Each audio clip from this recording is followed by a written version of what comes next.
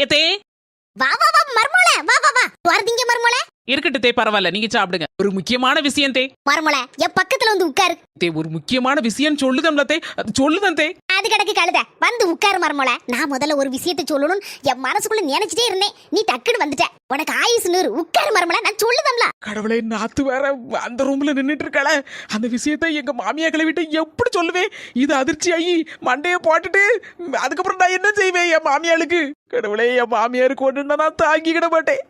பிறகு நான் யாருக்கிட்ட போய் சண்டை போடுவேன்? மர்மோளே, குறிஞ்சிருந்து என்னத்தை யோசிச்சுட்டு இருக்க? நெசத்தை சொல்ல முடியுமா?